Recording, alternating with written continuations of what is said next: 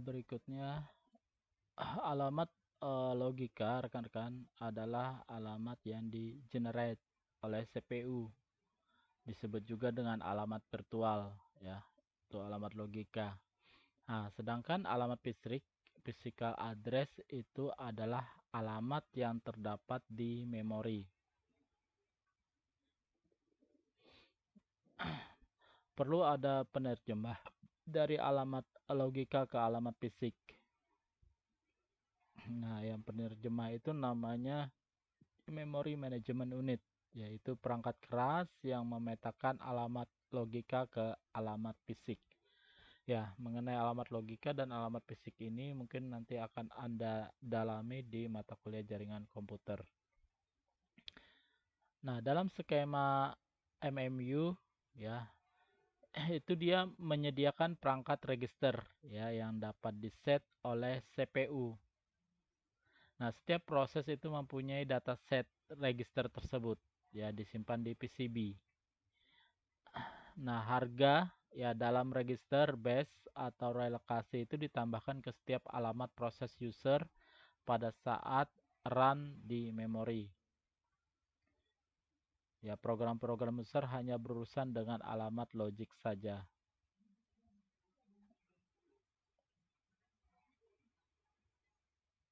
Ya, ini harga-harganya. Berikutnya ke swapping ya. Nah, sebelumnya yang kita bahas itu lebih ke memori fisik rekan-rekan ya. Berikut ini swapping. Nah, meskipun proses harus berada di memori untuk dieksekusi, tapi proses dapat di-swap ya, ditukar sementara keluar memori ke backing store ya. Data cadangan ya, dan kemudian membawanya kembali ke memori untuk eksekusi lanjutan. Ya, ini biasanya pada proses rendering rekan-rekan. Ya, Anda mengkonversi video biasanya seperti itu ya. Nah, penukaran dapat terjadi pada lingkungan dengan multiprogramming. Ya, multiprogramming sudah kita bahas yang lalu rekan-rekan ya, yaitu proses terjadi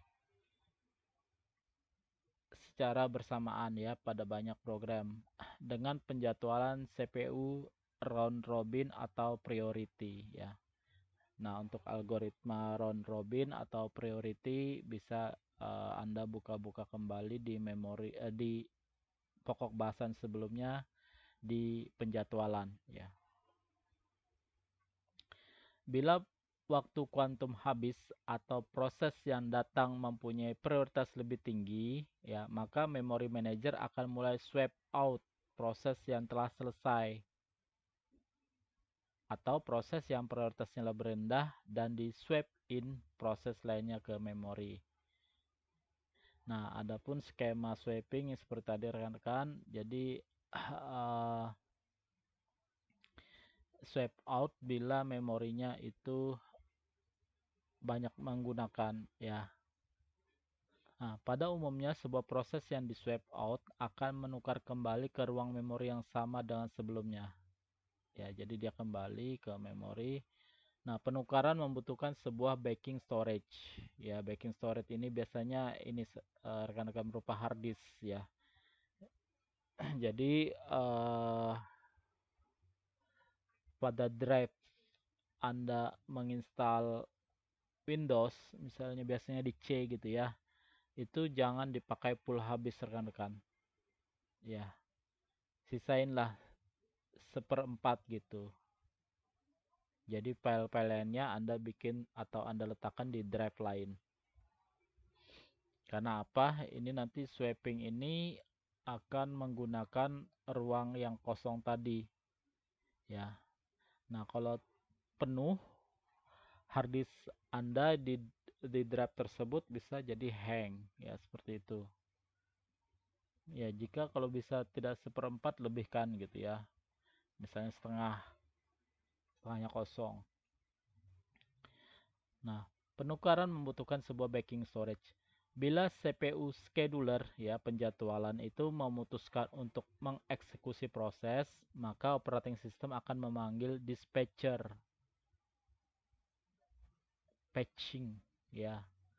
Nah, dispatcher ini rekan-rekan memeriksa untuk melihat apakah proses selanjutnya pada ready queue ada di memori.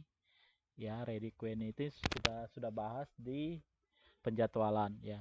Jika tidak dan tidak terdapat cukup memori bebas, ya maka dispatcher swap out sebuah proses yang ada di memori dan swap in di proses tersebut. Ya, jadi dia bertukar.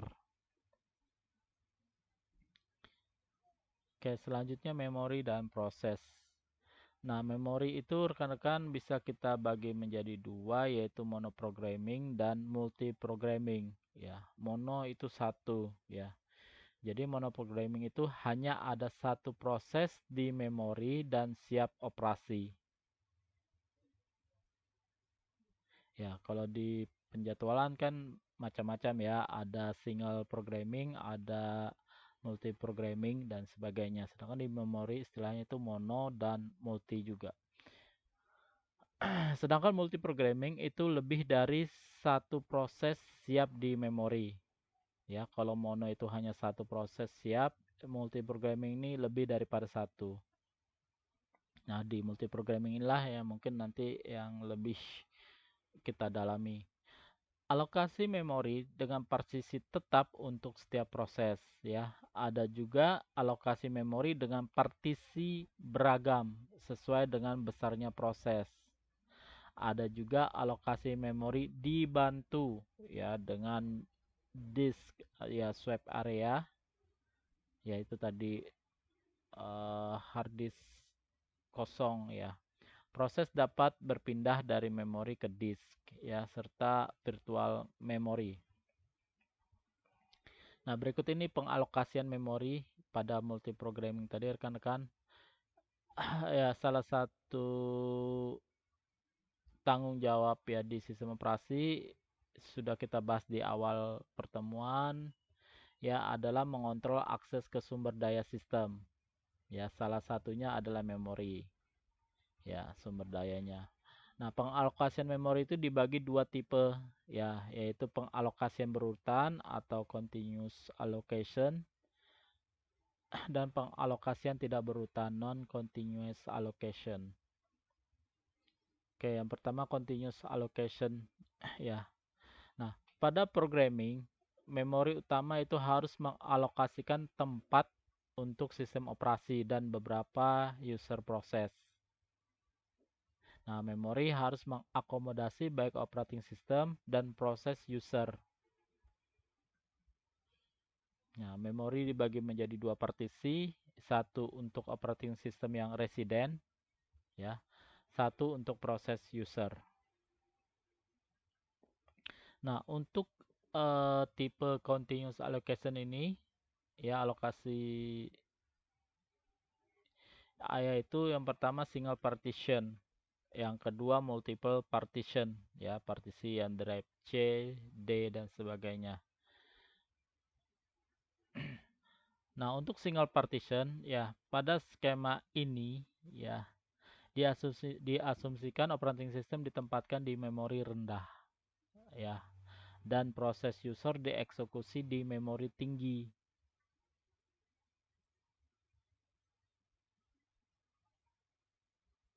Proteksi dapat dilakukan dengan menggunakan register relokasi dan register limit, ya. Nah, register lokasi itu isinya itu nilai dari alamat fisik terkecil. Sedangkan registrasi limit rekan-rekan itu berisi jangkauan alamat logika. Nah, alamat logika itu harus lebih kecil dari register limit. Ya, ini permisalannya ya. Nah, sedangkan multiple partition ya ruang kosong yaitu blok memori yang tersedia. Ini rekan-rekan, ruang kosong dengan berbagai ukuran tersebar pada memori. Ya. Proses akan dialokasikan pada ruang kosong yang cukup besar untuk ditempatinya. Nah, dari sini yang terbesar, di sini ya, di P2 paling besar. Nah, operating system akan mengelola informasi mengenai partisi yang dialokasikan dan partisi bebas. Ya, partisi bebas itu di ruang kosong. Ini contoh multiple allocation. Ya, jadi ada yang free.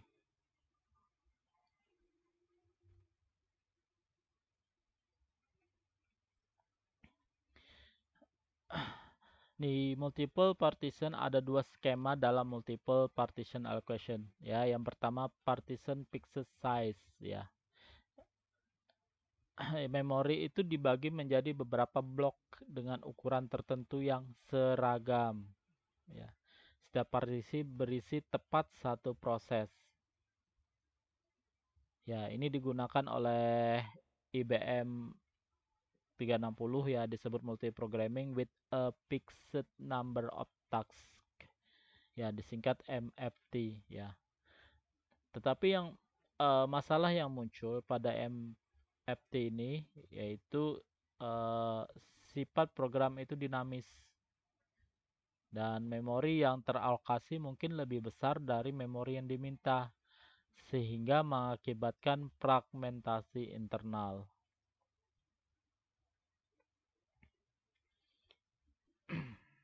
Tadi MFT, nah ini MPT ya, partisi variable size ya.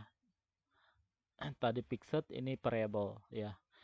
Nah, pada partisi variable size ini pembagian memori itu sesuai dengan request dari proses-proses yang ada. Jadi dia mengembang, mengecil itu sesuai dengan request.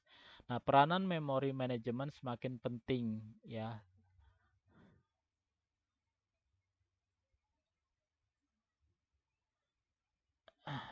Daftar dari partisi yang digunakan, kemudian yang bebas, yang mana ya. Nah, masalah pada partisi variable size ini yaitu terjadi fragmentasi eksternal ya. Kalau yang tadi fragmentasi internal. Nah, sedangkan di MPT yaitu terjadi fragmentasi eksternal yaitu ruang memori free tapi tidak continuous. Sedangkan hole-hole ada di antara proses sehingga tidak dapat digunakan karena proses terlalu besar untuk menggunakannya. Nah, pada MPT, operating system akan menyimpan tabel yang berisi bagian memori yang tersedia dan digunakan. Mula-mula semua memori tersedia untuk proses user sebagai satu blok besar. Nah, bila proses datang ya dan memerlukan memori, dicari hole yang cukup untuk proses tersebut. Bila ditemukan, memory manager ya akan mengalokasikan sejumlah memori yang dibutuhkan dan menyimpan sisanya untuk permintaan berikutnya. Ini contohnya ya.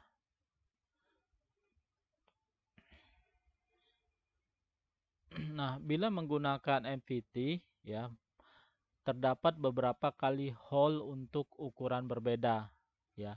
Bila proses datang dan memerlukan memori, dicari hole yang cukup untuk proses. Nah, sedangkan dynamic storage allocation itu dapat dilibatkan untuk memenuhi permintaan ukuran sejumlah n ya dari hole bebas. Per speed itu alokasi hole yang pertama yang memenuhi permintaan ya per speed. Nah, berikutnya base speed itu alokasi hole terkecil ya yang memenuhi permintaan. Sedangkan worst speed itu alokasi terbesar ya. Strategi ini memerlukan pencarian keseluruhan hole kecuali bila ukuran sudah terurut.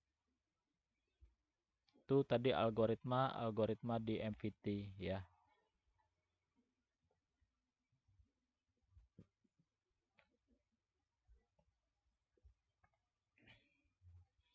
Ini skemanya rekan-rekan. Kemudian sistem body ya. Sistem body itu merupakan cara mengelola memori utama dengan memanfaatkan kelebihan penggunaan bilangan biner. Ya, jadi bahasa mesin itu rekan-rekan menggunakan bilangan biner 01 ya, seperti itu. 1 dan 0. Nah, fragmentasi eksternal dan internal ya. Nah, kalau MPT tadi kelemahannya di eksternal ya, yaitu terjadi pada situasi di mana terdapat cukup ruang memori total untuk memenuhi permintaan, tetapi tidak dapat langsung dialokasikan karena tidak berurutan. Ya, sedangkan fragmentasi internal ini yang terjadi pada fixed tadi ya, terjadi pada situasi di mana memori yang dialokasikan itu lebih besar dari memori yang diminta, sehingga terdapat sebagian memori untuk satu partisi tertentu yang tidak digunakan ya, ada hole gitu. Nah, hole-hole atau lubang-lubang kecil di antara blok-blok memori yang digunakan dapat diatasi dengan memory compaction, yaitu operasi menggabungkan ya. Semua lubang kecil menjadi satu lubang besar ya, hole ya, dengan memindahkan semua proses agar proses saling berdekatan. Nah, itu tadi continuous allocation. Sekarang non-continuous allocation. Nah, di sini ada namanya pegging ya. Pegging itu adalah solusi untuk permasalahan fragmentasi internal. Ya, tadi memorinya ada, tetapi yang datang lebih besar ya. Nah, memori fisik itu dibagi ke dalam blok-blok ukuran tetap ya, yang disebut frame ya. Nanti Anda lebih dalami di mata kuliah jaringan komputer ya. Nah, memori logika dibagi ke dalam blok-blok dengan ukuran yang sama, disebut page. Ya. Jadi kalau fisik tadi disebut frame, kalau memori logika itu page. Nah, untuk menjalankan program berukuran sejumlah n page, harus dicari frame kosong sebanyak n untuk meload program. Ya, jadi harus sama antara memori logika dan fisik ya. Kemudian page table itu digunakan untuk translation alamat logik ke alamat fisik.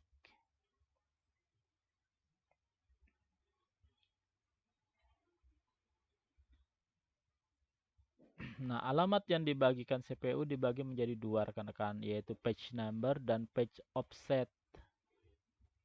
Nah, kalau page number ini digunakan sebagai indeks ke page table. Nah, sedangkan page table tadi berisi basis dari setiap page pada memori fisik.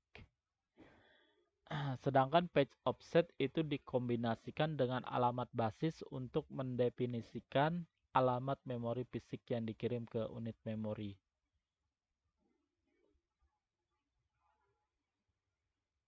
Berikut ini module paging. Nah, ukuran page atau frame ya, frame tadi untuk yang fisik, sedangkan page tadi untuk yang logik ya, ditentukan oleh hardware.